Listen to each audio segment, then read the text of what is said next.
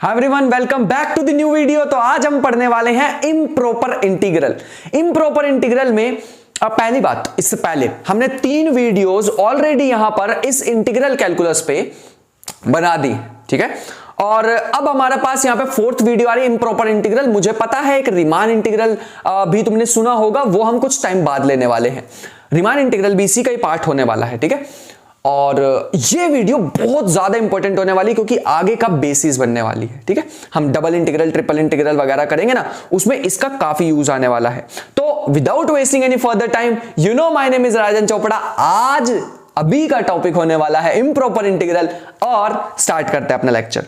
तो तुम्हें स्क्रीन पर यहां पर दिख रहा होगा इम्प्रॉपर, 1 सेकेंड ना, हाँ, इम्प्रॉपर इंटीग्रल।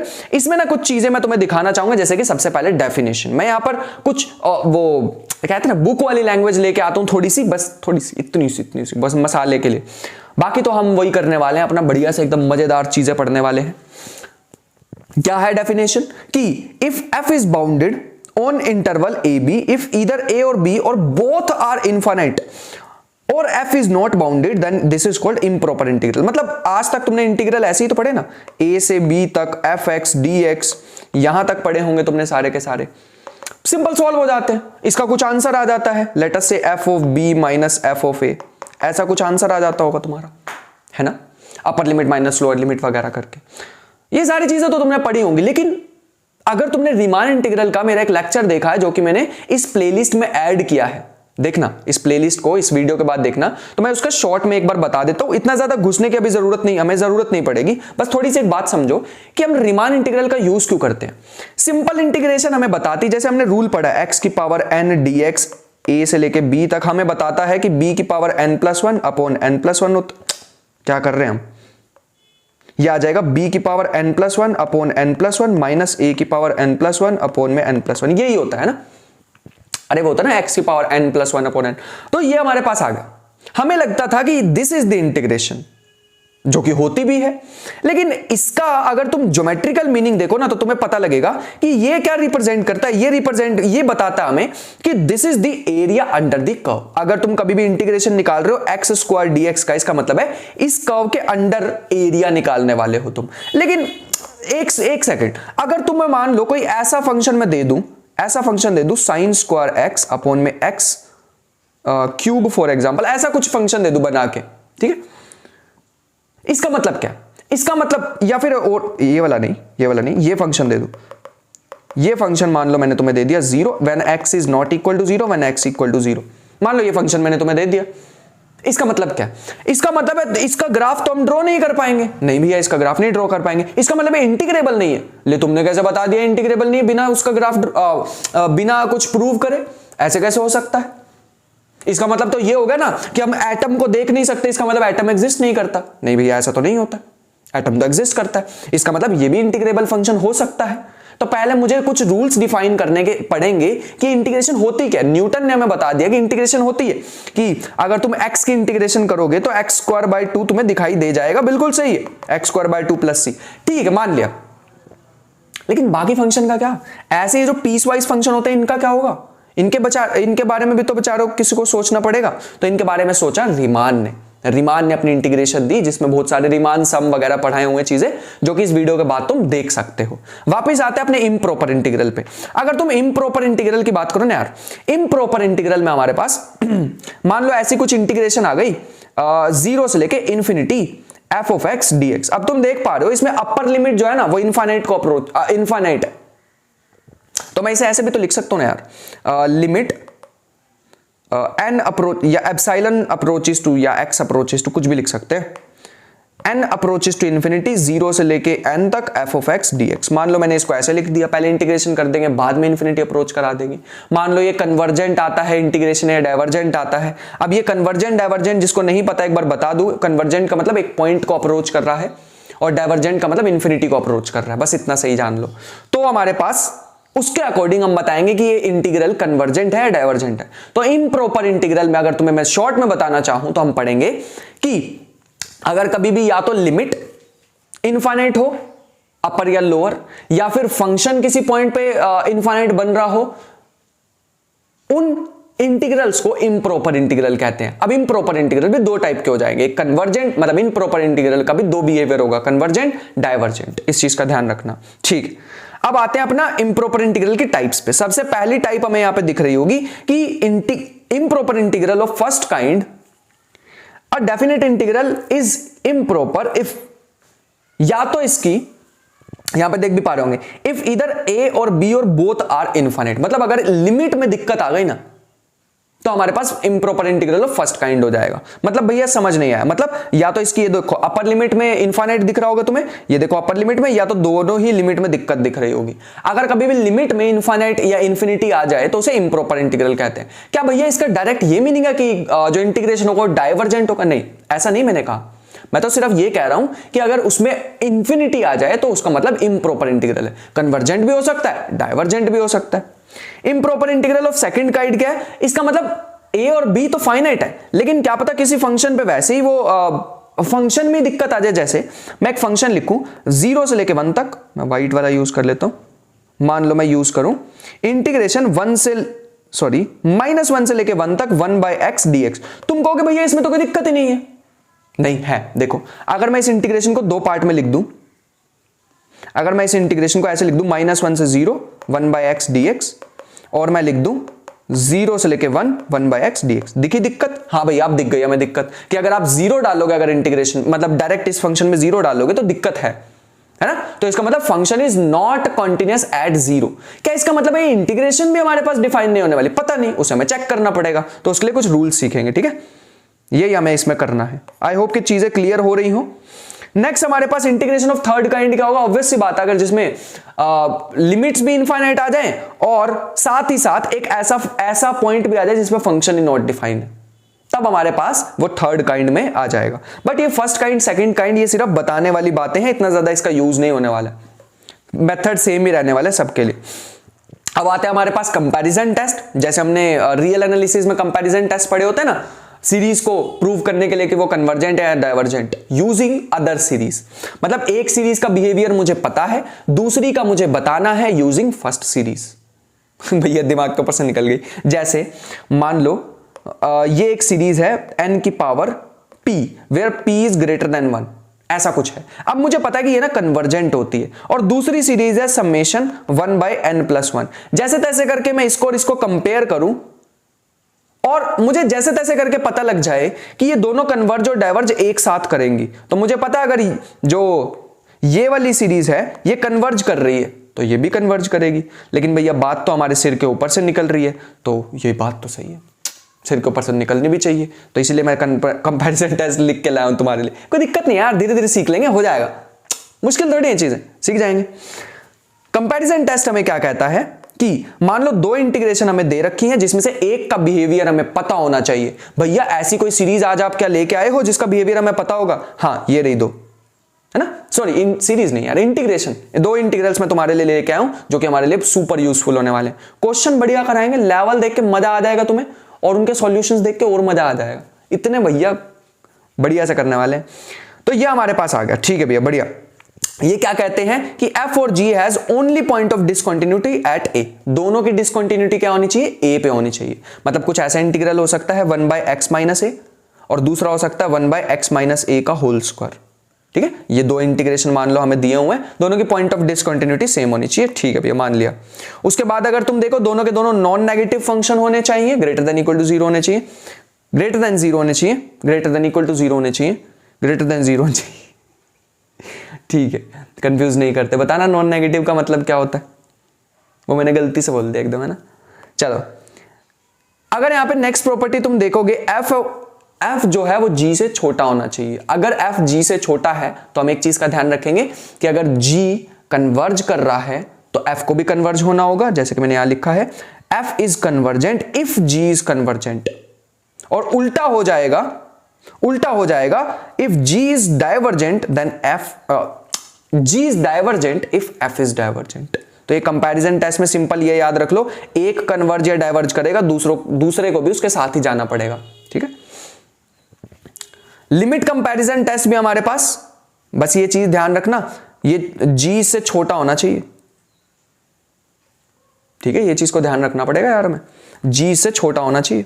ठीक है भैया, नेक्स्ट पे आते हैं। दूसरा हमारे पास है, फिर से दो दे रखे हैं, दोनों के पॉइंट ऑफ डिसकंटिन्यूटी दे रखी होगी। अगर तुमने पॉइंट ऑफ डिसकंटिन्यूटी पे लिमिट चेक कर ली दोनों की, अगर तुम लिमिट चेक करते हो और तुम्हें पता लगता है कि वो लिमिट फाइनाइट आ रही है, इसका मतलब they both converge and diverge together.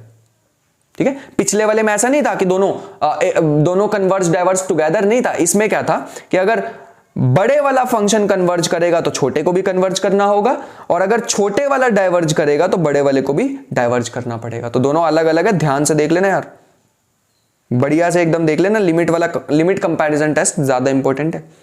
Next हमारे पास है, मान लो कि हमारे पास दो फंक्शन लिए, अगर मैंने f ऑफ x अपॉन में g ऑफ x करा, तो अगर f of x g of x converge करता है तो f भी कन्वर्ज करेगा। ये तो मैंने फर्स्ट वाले कंपैरिजन टेस्ट से ही लिख दिया। अगर तुम दूसरी चीज यहां पर देखना चाहोगे, g अपॉन में f अपॉन में g करोगे, आंसर आ रहा है 0, तो फिर तो ऊपर वाले रूल काम करेंगे। लेकिन अगर ये मान लो इन्फिनिटी आ गया तो क्या होगा, इन्फिनिटी आ गया तो इसका मतलब अगर g डाइवर्ज करेगा तो f को भी डाइवर्ज करना पड़ेगा।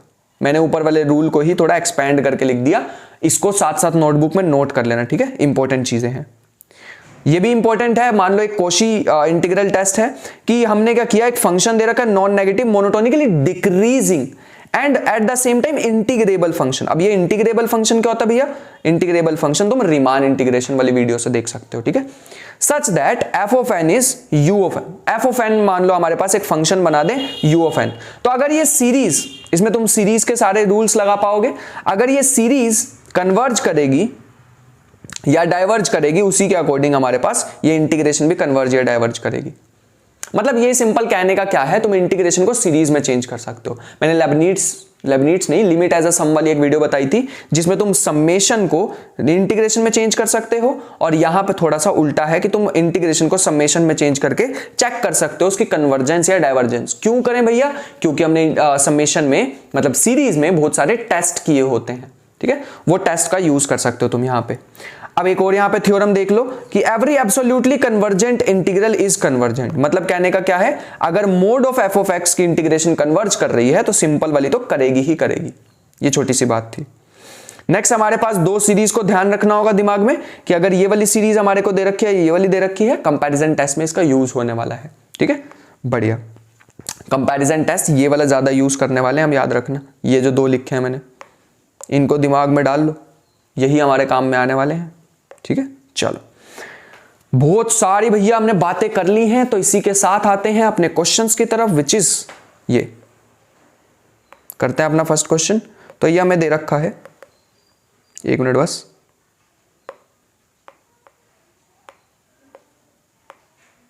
ठीक, हाँ। तो यहां पे हमें फर्स्ट क्वेश्चन दे रखा है। पहले बताओ इसमें पॉइंट ऑफ डिसकंटिन्यूटी क्या है।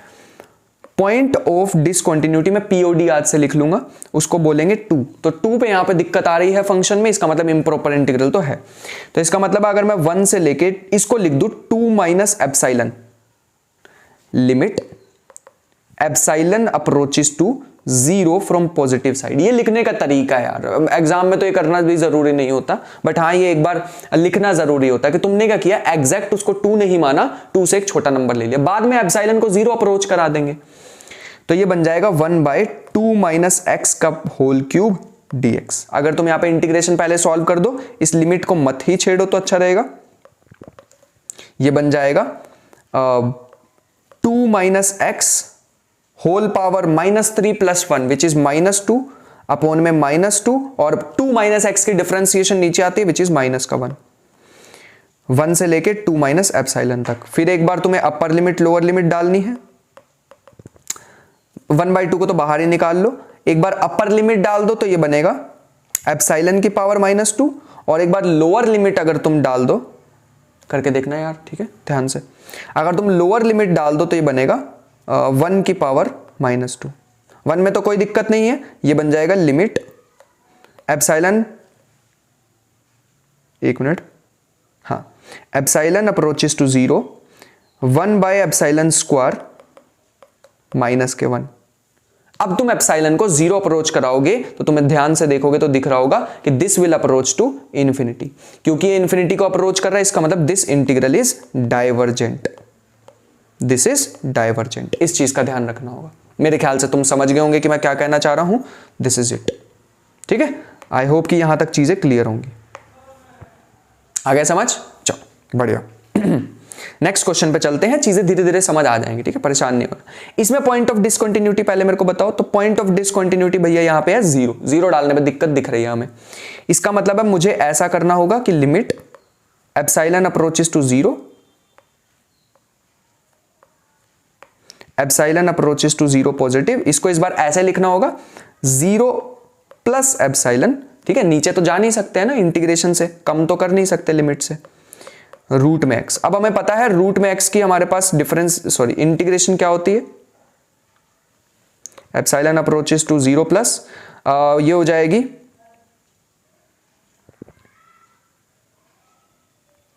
x की पावर -2 + 1 विच इज 1/2 अपॉन में 1/2, और ये आ जाएगा 0 प्लस एप्सिलॉन और 1। अगर मैं 2 को बाहर ले लूं और लिमिट को यहां पे रखूं तो ये हमारे पास हो जाएगा 1 माइनस एप्सिलॉन की पावर 1/2। अब तुम इसको इजीली अप्रोच करा दो, आंसर मुझे 2 दिखाई दे रहा है, तो ये हमारे पास आ जाएगा कन्वर्जेंट। और किसको कन्वर्ज कर रहा है? 2 को कन्वर्ज कर रहा है। आई होप कि यहां तक चीजें क्लियर हो। ठीक है, तो 2 लिमिट दिस कोई गलती तो नहीं हुई है, बिल्कुल भी नहीं हुई है। आगे चलें, चलो नेक्स्ट क्वेश्चन हमारे पास दे रखा है। बताओ यहां पे कहां पे दिक्कत आ रही है? भैया 1 पे दिक्कत आ रही है, तो फिर से हमें वही करना होगा। ठीक है, लेकिन इस बार डायरेक्टली सॉल्व करने से अच्छा मैं इसको ब्रेक कर लेता हूं, इंटीग्रेशन मतलब फंक्शन को थोड़ा सा ब्रेक कर लेते हैं। 1 plus epsilon limit epsilon approaches to 0 plus. ठीक है, ये बन जाएगा x - 1 + 1 अपॉन में रूट x - 1 इंटू dx। आगे बन जाएगा limit epsilon approaches to 0 plus integration 1 plus epsilon से लेके 2 तक x - 1 upon root x - 1 dx। इसको अलग कर लिया, और नेक्स्ट 1 प्लस एप्सिलॉन और 2 1 अपॉन में रूट x - 1 dx को अलग कर लिया। ठीक है, यहां तक तो कोई इशू नहीं है। फर्स्ट वाले पार्ट को मैं ऐसे लिख सकता हूं, अच्छा बीच में प्लस का साइन है और कुछ ऐसे है। यह हमारे पास आ जाएगा limit epsilon approaches to 0 plus, इसको मैं क्या लिख सकता हूं? रूट में x - 1, तो ये बन जाएगा x - 1 की पावर 3/2 अपॉन में 3/2, और लिमिट आ जाएगी 1 प्लस एप्सिलॉन से 2 तक, प्लस में अगर मैं इसकी इंटीग्रेशन करूं तो क्या आ जाएगी? x - 1 की पावर -1/2 ऊपर जाके तो हो जाएगी x - 1 की पावर 1/2 अपॉन में 1/2 1 प्लस एप्सिलॉन से 2 तक। चलो ये ठीक है। यहां आ जाएगा limit epsilon approaches to 0 plus 2/3। Upper limit डालेंगे तो आ जाएगा 1, लोअर लिमिट डालेंगे तो मुझे दिखाई दे रहा है एप्सिलॉन की पावर 3/2, प्लस में इधर आ जाएगा 2। अपर लिमिट डालेंगे तो आंसर आ रहा है 1, लोअर लिमिट डालेंगे तो आंसर मुझे दिखाई दे रहा है एप्सिलॉन की पावर 1/2। मेरे ख्याल से तो ये आ रहा है। ठीक है, बढ़िया। एप्सिलॉन को 0 अप्रोच कराओ तो खत्म ही हो गया सारा कुछ, है ना। तो बचेगा 2/3 प्लस में 2, जो भी आएगा वो आंसर। इसका मतलब है कन्वर्जेंट, दिस इज कन्वर्जेंट। अगर कुछ एरर हुआ है तो मैं एक बार चेक कर लेता हूं, बट मेरे ख्याल से नहीं हुआ है, क्योंकि इंटीग्रल सारा ऊपर ही चला गया और 1 में ही एक्चुअल में यार ठीक कुछ गलती नहीं हुई। नहीं, मुझे लगा एप्सिलॉन 1 को अप्रोच करेगा, नहीं, लेकिन हमने 1 को 1 ही रखा। ठीक, बढ़िया। नेक्स्ट क्वेश्चन पे चलते हैं। log x, अगर तुम यहां पे देखो तो दिक्कत कहां पे आ रही है? दिक्कत आ रही है log 0 पे, है ना। log 0 -∞ होता है, तो इसका मतलब है मुझे लिखना पड़ेगा limit epsilon approaches to 0 plus epsilon 1 log x dx। तो अब तो मैं सिंपल इंटीग्रेशन कर देता हूं, अब तो कोई दिक्कत नहीं है। पता है ना वो आइलेट रूल क्या होता है? फिर ठीक है, इसमें 1 लिख देते हैं यहाँ पे।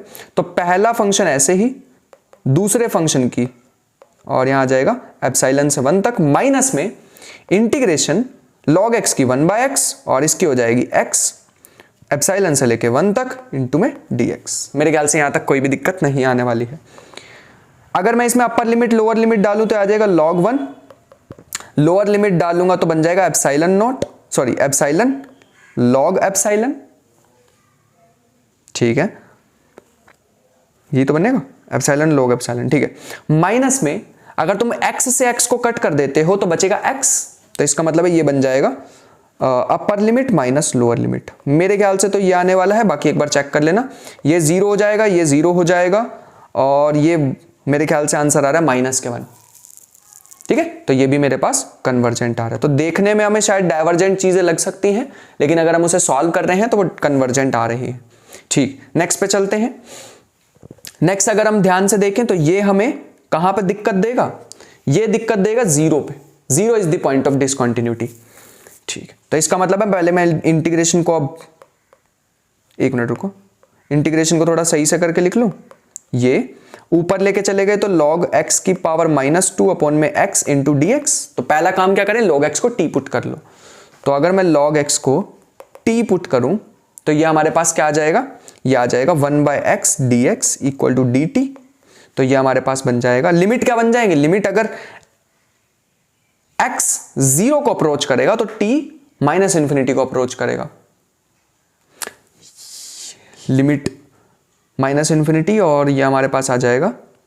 ठीक, तो अगर मैं ध्यान से देखूं तो ये बन जाएगा -∞ से, अगर मैं 1/e रखूंगा तो कितना आ जाएगा, log 1/e।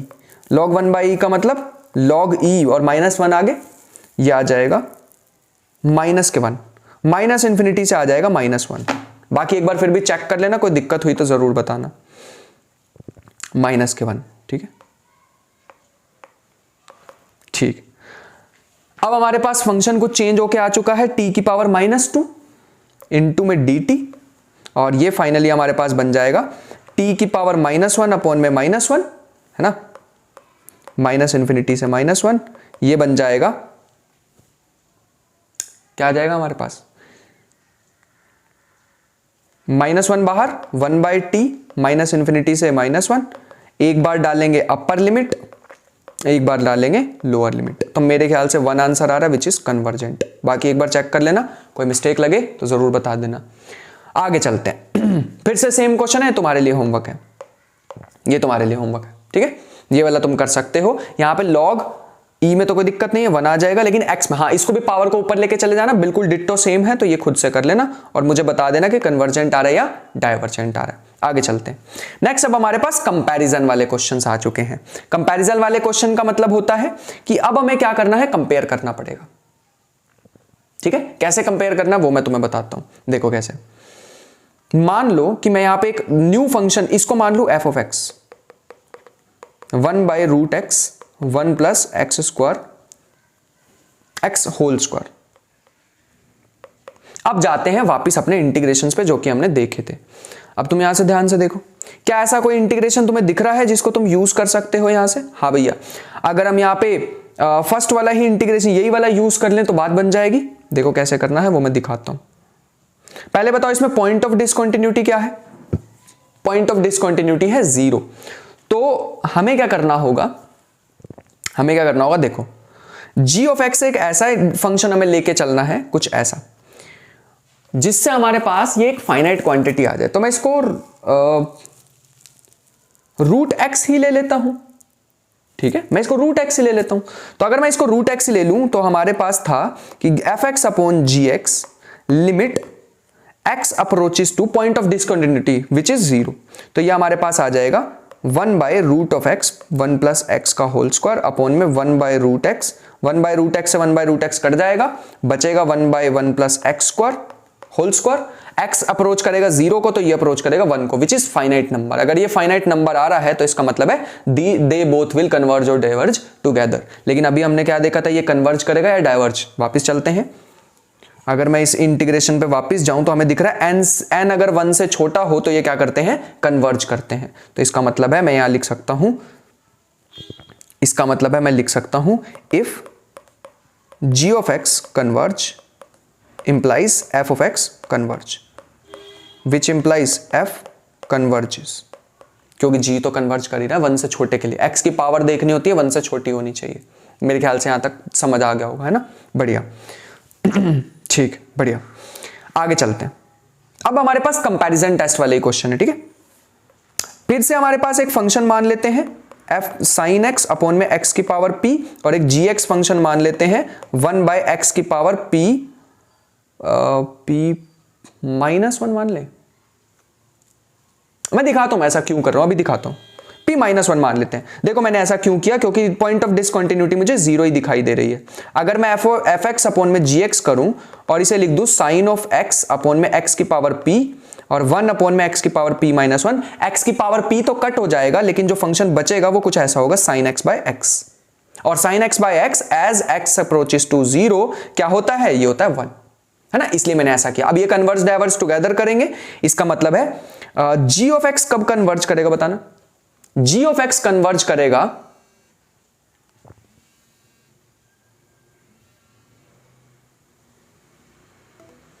Ji of x हमारे पास कन्वर्ज सो अभी हमने देखा था कि ये जो पावर होती है ये हमारे पास अगर लेस देन 1 हो तो ये हमारे पास कन्वर्ज करता है। इसका मतलब p लेस देन 2 के लिए ये कन्वर्ज करने वाला है, बाकी के लिए कन्वर्ज नहीं करेगा।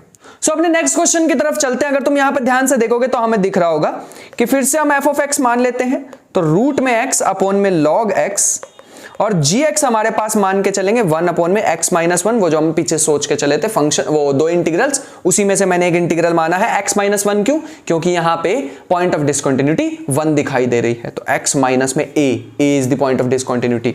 अगर तुम यहां पे fx अपॉन में gx निकालोगे, gf नहीं gx, x अप्रोचेस टू 1, ऐसी बातों पे तो बहुत हंसी आती है तुम्हें ठीक है, रूट एक्स अपॉन में लॉग एक्स अपॉन में एक्स माइनस 1, तो sorry 1 by x minus 1, 1 by x minus 1। अगर तुम इसको ऊपर भेजोगे तो बनेगा root x x minus 1 upon में लॉग एक्स। भैया ये तो हमारे पास बन रही है अगर हम ध्यान से देखें 0 बाय 0 फॉर्म, 0 बाय 0 फॉर्म बन रही है। तो 0 बाय 0 फॉर्म के लिए हमें देखना होगा कि एल हॉपिटल रूल लगाना है। थोड़ा सा वर्क मैं तुम्हें देके जा रहा हूं, इसमें एल हॉपिटल रूल लगाना। एल हॉपिटल रूल लगाने के बाद लिमिट अप्रोच करा देना 1। जैसे ही तुम लिमिट को 1 अप्रोच कराओगे तो तुम्हें पता लगेगा ये क्या आ रहा है, फाइनाइट नंबर आ रहा है। ये टास्क मैं तुम्हारे लिए छोड़ के जा रहा हूं, एक फाइनाइट नंबर आएगा। फाइनाइट नंबर का मतलब है दोनों इंटीग्रल एफ एक्स और जी एक्स दोनों साथ में कन्वर्ज और डाइवर्ज करने वाले हैं, लेकिन हमारे पास जी जो है वो क्या है, डाइवर्जेंट है। क्यों भैया ये डाइवर्जेंट क्यों है, बताता हूं। ये डाइवर्जेंट इसलिए क्योंकि इसकी पावर है 1, लेकिन हमने क्या कहा था, लेस देन 1 के लिए कन्वर्जेंट है, इक्वल टू 1 के लिए भी क्या है, डाइवर्जेंट। इसका मतलब this integral is divergent integral. अगर ये डाइवर्जेंट है इसका मतलब integration root x by log x into d x 1 से लेकर 2 तक is divergent, is divergent. I hope कि यहां तक बात समझ आ गई हो। चलते हैं अपने आज के लास्ट क्वेश्चन की तरफ, जो कि बहुत ज्यादा इजी है, बहुत ज्यादा इजी है। देखो एफ ऑफ एक्स में अगर इसे मान के चलूं साइन एम एक्स अपॉन में एक्स की पावर एन, अगर मैं बहुत फास्ट करा रहा हूं तो मजे लो ना उसी भी चीज के, हर चीज के मजे लो, ठीक है, मजे मजे में चीजें करा करो तो बढ़िया हो जाएंगी। अगर मैं यहां से जी ऑफ एक्स मान के चलूं 1 बाय एक्स की पावर क्या मान के चलें, एन, एम माइनस एन मान के, नहीं रुको, क्या मान के चलें इसे। अगर मैं यहां पे साइन एक्स की पावर एम है, अगर मैं इसे ऐसा बनाना चाहता हूं x की पावर m, ऐसा ही तो बनाऊंगा तभी तो 1 बनेगा, तो मुझे क्या पावर लेनी चाहिए, n माइनस एम ले लेता हूं, n माइनस एम ले लेता हूं, रुको इसको ले लेता हूं मैं 1 बाय एक्स की पावर n माइनस एम। दिखाता हूं तुम्हें क्यों लिया मैंने ऐसा।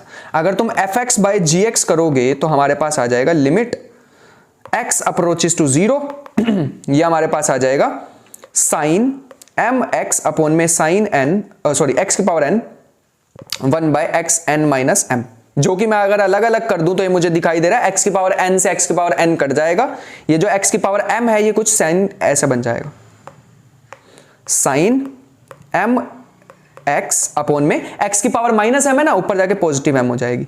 अगर तुम ध्यान से देखो as x approaches to 0 this is 1। अब तो ये हमारे पास फाइनाइट आ गया, तो हमें पता है ये g ऑफ x जो है will converge if n minus 1 will be less than 1, which is n is less than m plus 1, तभी बात बनेगी, वरना नहीं बनने वाली है। This is the final answer.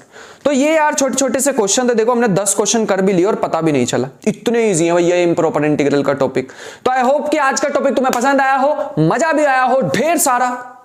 मिलते हैं नेक्स्ट टॉपिक में। नेक्स्ट हमारे पास होने वाला है, रुको मैं सोच के बताएगा, इम्प्रॉपर के बाद क्या आने वाला है, इसी में ही तो है, इम्प्रॉपर के बाद आएगा बीटा, मेरे ख्याल से बीटा इंटीग्रल। तैयार पड़ा बिल्कुल पीपीटी इसकी भी। बीटा इंटीग्रल हमारे पास आने वाला है, फिर गामा इंटीग्रल, फिर डबल इंटीग्रल अप टू सोन। ये सीरीज को बढ़िया मजेदार एकदम कंप्लीट करने वाले हैं। मिलते हैं नेक्स्ट लेक्चर में, तब तक के लिए मेरा ख्याल रखना। पढ़ाई करते रहना, मेहनत करते रहना, इतनी ढेर सारी। तब तक के लिए बाय बाय।